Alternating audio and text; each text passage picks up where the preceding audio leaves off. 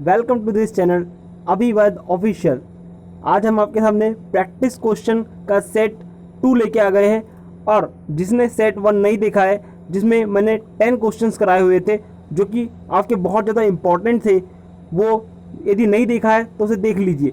आज का हम सेशन स्टार्ट करते हैं। आज हमारे फिर से टॉप 10 क्वेश्चंस होने वाले जो कि आपके प्रीवियस ईयर में, पुराने सालों में आए हुए पेपर से निकाले गए हैं और कुछ एक्स्ट्रा में एड ऑन किए गए हैं जो कि आपके लिए बहुत ज़्यादा इंपॉर्टेंट है। तो चलिए टाइम वेस्ट ना करते हुए आज का सेशन स्टार्ट करते हैं। फर्स्ट क्वेश्चन देखते हैं। तो आपका जो फर्स्ट क्वेश्चन है वो है जल वाष्प के द्रव में रूपांतरण की प्रक्रिया कहलाती है, मतलब the process of conversion of water vapours into liquid is called. इसका आंसर आपको देना है। इसमें आपको ध्यान रखिए कि आपको बिल्कुल इसका आंसर सोचना है और अपने पूरी ऑनेस्टी से, पूरी ईमानदारी से उसका आंसर लगाना है। पहले के पहले आंसर आपको नहीं देखना है, ठीक है, ताकि आप अपने से खुद से ईमानदार रहे और अपने एग्जाम में अच्छा कर सके। तो चलिए इसका आंसर आपको मैं बता देता हूँ। इस जल वाष्प के द्रव में रूपांतरण की जो प्रक्रिया है उसे हम कंडेंसेशन कहते हैं। क्या कहते हैं? उसे हम कंडेंसेशन कहते हैं, ठीक है। क्योंकि आपको ये चीज़ मालूम होगी कि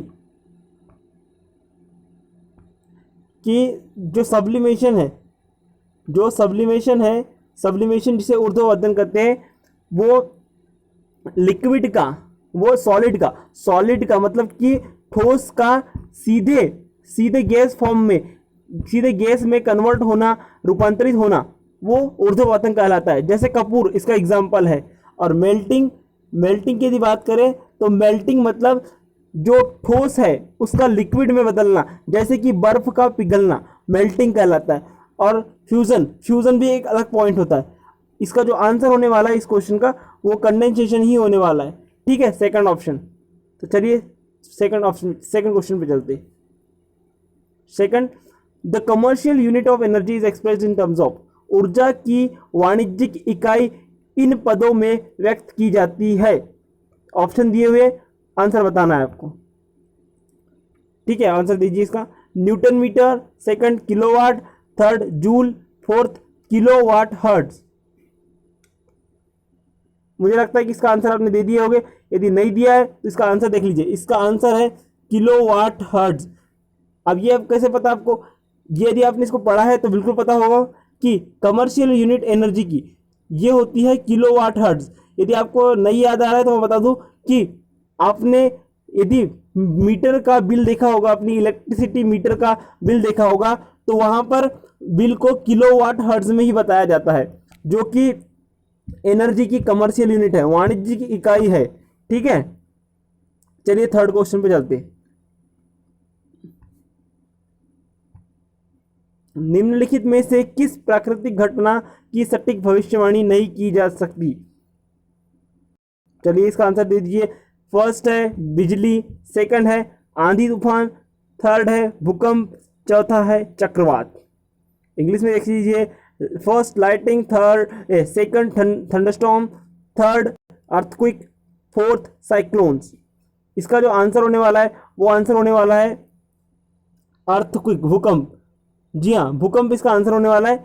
भूकंप एक ऐसी प्राकृतिक घटना है जिसकी कभी भी सटीक भविष्यवाणी नहीं की जा सकती है, ठीक है। चलिए नेक्स्ट पे चलते हैं। नेक्स्ट है the radiation absorb by ozone are. बहुत इजी क्वेश्चन है। यदि आपने साइंस को पढ़ा है तो ये आपसे बनना ही चाहिए कि ओजोन द्वारा अवशोषित विकिरण है। फर्स्ट ऑप्शन है पराबैंगनी किरणें, सेकंड है अवरक्त किरणें, थर्ड है गामा किरणें और फोर्थ है एक्सरे। चलिए फट से इसका आंसर दे दीजिए। बहुत इजी क्वेश्चन है। चलो मैं आपका आंसर बताता हूँ आपको। इसका आंसर ये होने वाला है आपका, इसका आंसर होने वाला है आपका अल्ट्रावायलेट रेज, मतलब पराबैंगनी किरणें, ठीक है। इसका आंसर जो होने वाला है वो होने वाला है पराबैंगनी किरणें, ठीक है। ये इसका आंसर है कि अल्ट्रावायलेट रेज को ही क्या करती है, ओजोन परत रोकती है। ओजोन परत के द्वारा उसको एब्जॉर्ब कर लिया जाता है, अवशोषित कर लिया जाता है, ठीक है। नेक्स्ट पे चलते हैं, फिफ्थ नंबर के क्वेश्चन पे। ग्लूकोज ड्रिप, ये देखिए ये कॉमन सेंस वाला सवाल है। यदि आपने इसको नहीं भी पढ़ा होगा तो आप कॉमन सेंस से इसका आंसर दे सकते हैं कि ग्लूकोज ड्रिप सॉरी, एक सेकेंड रुक जाइए। देखिए, ग्लूकोज ड्रिप आमतौर पर शारीरिक रूप से कमजोर मरीज को दिया जाता है, क्योंकि ग्लूकोज ड्रिप मतलब कि ग्लूकोज की जो बॉटल है वो शारीरिक रूप से जो कमजोर हो जाता है, जिसका एक्सीडेंट हो जाता है या कोई भी किसी भी कारणों से वो उसको कमजोरी लगती है, तो उसे क्यों दिया जाता है? फर्स्ट उसका ऑप्शन है वो पर्याप्त जल नहीं पी रहा होता है, तब दिया जाता है। दूसरा ऑप्शन है इससे निर्जलीकरण को रोका जा सकता है। तीसरा ऑप्शन है यह सरलता से ऊर्जा के लिए अवशोषित हो जाता है। चौथा है वह इससे संतुलित आहार पाता है। इसका आंसर बता दीजिए। देखिए, इसका आंसर बहुत ही सिंपल सा और सीधा सा है। मैं इसका आंसर बता देता हूँ। यदि आपने इसका आंसर दे दिया तो बहुत अच्छी बात है, नहीं तो मैं इसका आंसर बता रहा हूँ। इसका आंसर होगा जी थर्ड, कि यह सरलता से ऊर्जा के लिए अवशोषित हो जाता है। ठीक है, यह सरलता से ऊर्जा के लिए अवशोषित हो जाता है। क्या होता है कि जब किसी पेशेंट को कमजोरी आती है तो वो सही तरीके से खाना वाना नहीं खा पाता, जिससे उसे कमजोरी और लगती है, तो उसे ग्लूकोज की बोतल, जिसे ग्लूकोज ड्रिप कहते हैं, चढ़ाई जाती है, जिससे ये एक ऐसी शुगर होती है जिसे डायरेक्ट एनर्जी के रूप में ले लिया जाता है, इसीलिए यह सरलता से ऊर्जा के लिए अवशोषित हो जाता है। ये इसका ऑप्शन होगा। ठीक है, 6th क्वेश्चन पे चलते हैं। 6th है, नीचे दिए गए पदार्थों में से कौन सा ओजोन परत के अवक्षय के लिए उत्तरदायी नहीं है? ये बहुत इंपॉर्टेंट है। आप किसी भी एग्जाम में आपको ये देखना है ध्यान से कि वहाँ लिखा क्या है, कि वो ओजोन, यहाँ जैसे कि यहाँ पर है कि यदि आप पढ़ोगे आपको इसका आंसर भी पता रहता है, लेकिन फिर भी आप कई बार गलती कर देते, तो इस गलती से बचना है। पूरे तरीके ध्यान से क्वेश्चन को पढ़ना है कि देखिए यहाँ क्या लिखा है। यहाँ लिखा है कि नीचे दिए गए पदार्थों में से कौन सा ओजोन परत के अवक्षय के लिए उत्तरदायी नहीं है। नहीं, इस नहीं को ध्यान दीजिए, नहीं तो आप इसको ध्यान नहीं देते और डायरेक्ट बताने लगते। कई लोग इसका क्लोरोफ्लोरो ऑप्शन देते। इसका आंसर बताना है आपको। ठीक है, 1 2 3 इसका आंसर दीजिए। इसका जो आंसर होने वाला है ना, इसका आंसर होने वाला है अमोनिया। ठीक है जी, इसका आंसर होने वाला है अमोनिया, क्योंकि carbon tetrachloride, aerosol, carbon chlorofluorocarbon, ये सारे के सारे ओजोन परत के अवक्षय के लिए उत्तरदायी होते हैं। अमोनिया ऐसा है जिसका कोई रोल नहीं होता ओजोन परत के अवक्षय में। ठीक है, चलिए हम 7वें नंबर के क्वेश्चन पे चलते हैं। 7वें नंबर के क्वेश्चन पे, दूरदृष्टि दोष से पीड़ित एक व्यक्ति के लिए वस्तु का प्रतिबिंब कैसा बनता है? For a person suffering from hypermetropia the image of the object is formed. पहला ऑप्शन है जी रेटिना के पीछे, दूसरा रेटिना के सामने, तीसरा रेटिना पर, चौथा नेत्र लेंस पर। यदि आपने पढ़ा है तो इससे ये जरूर बनना चाहिए आपसे। चलिए इसका आंसर दे दिए जल्दी। इसका आंसर हो जाएगा जी बिहाइंड द रेटिना, मतलब रेटिना के पीछे। ठीक है, इसका आंसर हो जाएगा रेटिना के पीछे, कि दूरदृष्टि दोष से पीड़ित एक व्यक्ति जो होता है उसके लिए वस्तु का जो प्रतिबिंब है वो रेटिना के पीछे बनता है। ठीक है, चलिए नेक्स्ट पे चलते हैं हम लोग। नेक्स्ट है आपका कि ग्रह कुक्कुट संबंधी पालतू पक्षी नस्ल जो विशिष्ट रूप से मांस उत्पादन के लिए पाली जाती है। ये बहुत इजी है। यदि आपको इसको नहीं भी पढ़ा है और याद नहीं भी किया है तो आप भी इसका आंसर दे सकते हैं। आप बहुत सिंपल क्वेश्चन नहीं होगी। आज के सेशन में कोई ज़्यादा कठिन क्वेश्चन, हार्ड क्वेश्चन नहीं है।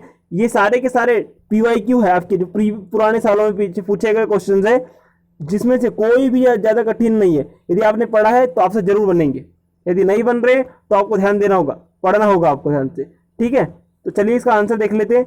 इसका आंसर हो जाएगा जी आपका ब्रॉयलर,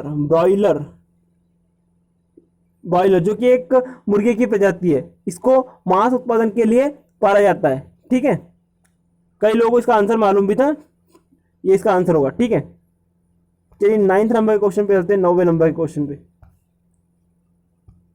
ये बहुत इजी क्वेश्चन है, ज़्यादा इसको टाइम नहीं लगाऊंगा मैं, फटफट पढ़ के इसका आंसर दूंगा। ठीक है, यदि आपसे इसका आंसर बन रहा है तो बहुत अच्छा है। ठीक है, नैदानिक थर्मामीटर को किसे मापने के लिए डिजाइन किया गया है? Clinical thermometer is design to measure the, first option है इसका क्लिनिक में प्रयुक्त रसायनों का तापमान, सेकंड है क्लिनिक के बाहर का तापमान, थर्ड है क्लिनिक के अंदर का तापमान, फोर्थ है मानव शरीर का तापमान। बहुत इजी क्वेश्चन है। इसका जो आंसर होने वाला है, इसका वो आंसर होने वाला है अपना कि मानव शरीर का तापमान। बहुत इजी क्वेश्चन पूछा था इस पेपर में, बहुत ज़्यादा इजी था ये, ठीक है। तो मानव शरीर का तापमान बच्चा ही बता सकता है इसको, ठीक है। अब इसका आंसर जिसने दे दिया अपने आप को ज़्यादा होशियार ना समझे।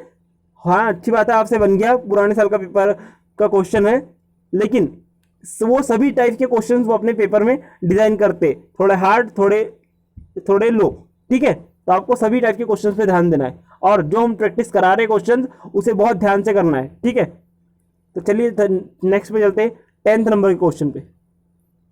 10th number question, what is the duration of a kharif crops, मतलब खरीफ फसलों की अवधि क्या है।